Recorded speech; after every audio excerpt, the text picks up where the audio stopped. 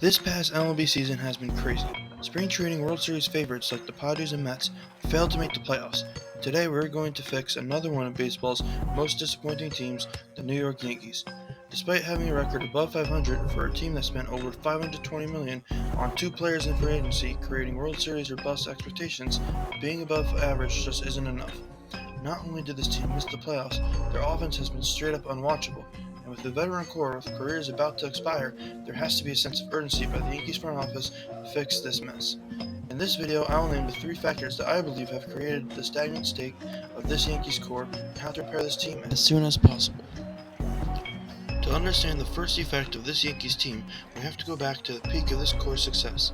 During spring training of 2017, rookie outfielder Aaron Judge beat out Aaron Hicks for the right field starting job, and after just the beginning, we knew he would never have to fight for a job again.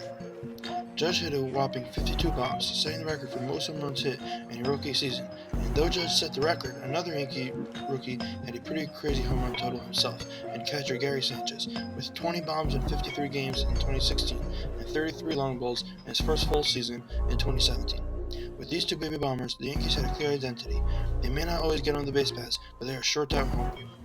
The rival of Gleyber Torres with his 62 homers in his first two big league seasons, and Miguel Dura with his 27 homers in his debut year, assured that the aforementioned cultivated identity would be ensured by the farm system. Before 2018, Yankees GM Brian Cashman injected this team with the ultimate home run hitter in Giancarlo Stanton, fresh off him leading the league with 59 homers in 2017. And going into the regular season, straight off of coming a game short of the World Series, the New York Yankees were deemed title favorites. Now, this New York scheme of a dinger-happy style of offense came at a perfect era of baseball, the late 2010s, or most call it the juice ball era.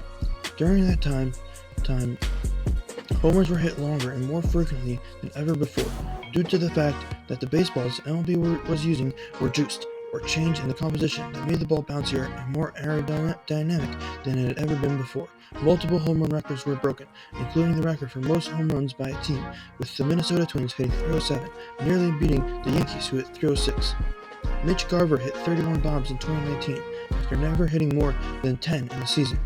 But although the juice ball era led to some fun moments and a surge of some players' careers, the era led to one of the darkest periods in baseball, with the rise of homers leading to players changing the launch angles of their swing to make sure they can hit the most home runs possible, creating the rise of the three true outcome players who for the majority of the time either walked, homered, or struck out. This led to baseball becoming unwatchable for most, with the most action-packed plays, singles or doubles, being taken out of the game. And in 2022, Robert Manfred decided enough was enough. He changed the baseballs back to normal and announced that in 2023 there would be a ban of the shift, further encouraging teams to employ contact-first hitters. In 2022, the Yankees were still able to ride Aaron Judge and their pitching staff to number one in the standings for most of the season, though it all from then went downhill as they got swept in an extremely non-competitive ALCS against the Astros. It did not take long to realize what type of team would prevail in 2023, a young, athletic team where their hitters constantly made contact and used their athleticism to steal bases, further putting pressure on the pitchers. Young athletic teams like the Orioles and Astros are thriving, while the Yankees, who were employing seasoned veterans such as Anthony Rizzo, Giancarlo Stanton, and Josh Donaldson, were failing spectacularly.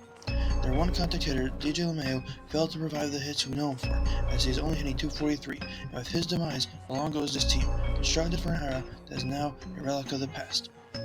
Now, if you're paying extra attention, you may notice that I skipped a couple huge details. One being that if they were one of the best power-hitting teams during the juice ball era, then why couldn't they win anything with a team perfectly crafted for that time? Well, this leads to my second diagnosis of the Yankees, as the team becomes synonymous with the medical type of diagnosis, as they have been constantly plagued with injuries. After a surging young team came up just a game shy of the World Series in 2017, the Yankees, equipped with former Marlins superstar Giancarlo Stanton, were ready to win it all. But this team's aspirations were heavily sobered due to all the injury issues. The defending home run leader Aaron Judge missed 50 games, and despite winning 100, they failed to win the division and fell to the nearly unstoppable 2018 Red Sox in the ALDS. The following year, the Yankees added on-base machine DJ LeMahieu and star pitcher James Paxton. The Yankees were ready to take it all, but the injury bug hit again, Giancarlo Stanton just played 18 games all year. Aaron Judge missed another 60 games as injuries began to become synonymous with his career. Luis Severino only had 3 starts. Surging sophomore Miguel Andujar only played 12 games. I care about your attention spans, so I won't, but I can go on all day. That incredibly talented Yankee team limped its way to the AL 2 seed, giving the Astros home field advantage during a time where the Astros home field advantage had a little boost, if you know what I mean. After 6 games in the ALCS, the Yankees were given the rest of October off to rest.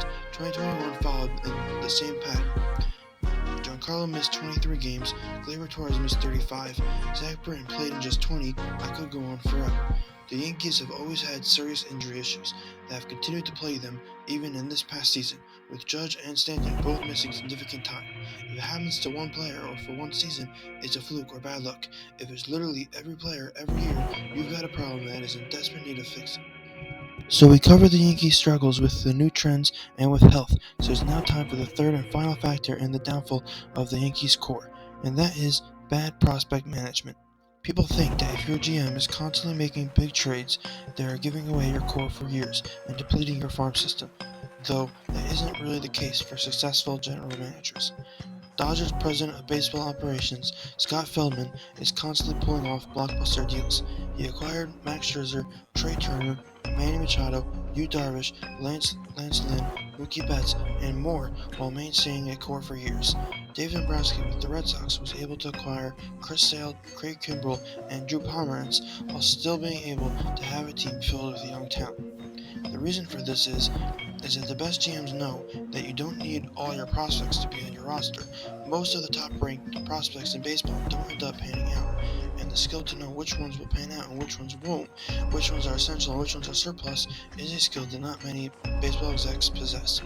The Dodgers won the World Series with a super team of Cody Bellinger, Trey Turner, Mookie Betts, Max Muncy, Corey Seager, and Justin Turner in the lineup, with a rotation of Clayton Kershaw, Walker Buehler, Max Scherzer, Julio Urias, and Tony Gonsolin, while the prospects LA gave up and Willie Calhoun, Alex Verdugo, Keibert Ruiz, and Yusniel Diaz wouldn't even find a spot on the roster.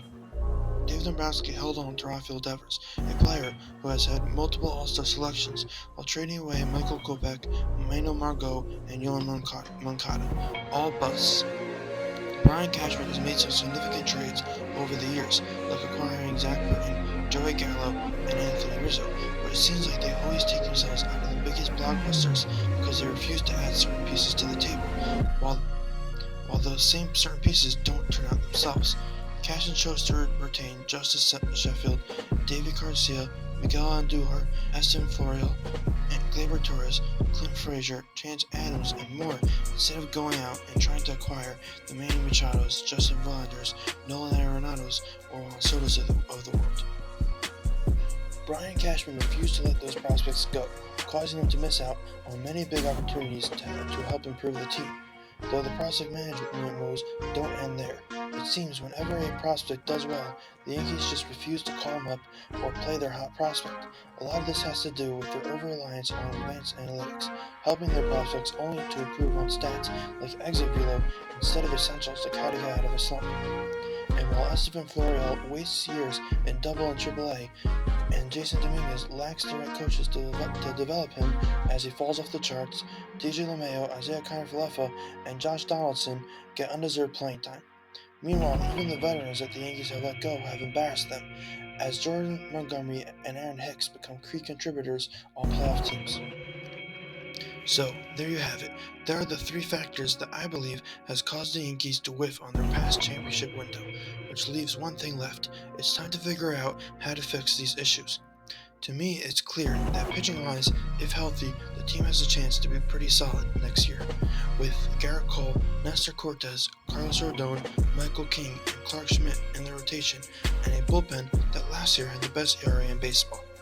They have plenty of solid prospects, with 7 featured on Baseball America's Top 100. The key will be to not waste these talents, to bring in the coaching to help these players with more than just analytical achievements.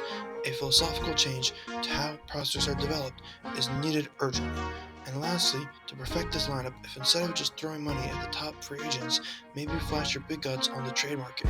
If Brian Cashman is capable enough to run the New York Yankees, he needs to be able to determine which prospects are surplus value and send them to San Diego for Juan Soto.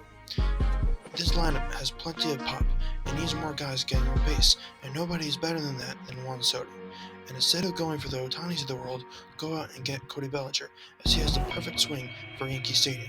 If you add these two, not only will their performance make the lineup more dangerous, the fear of having to face Judge, Soto, and Bellinger will give more hittable pitches to players like Volpe, Stanton, Rizzo, and Wells. And if the Yankees follow all the advice I've given them, the Eric Hubs prediction may finally come into fruition.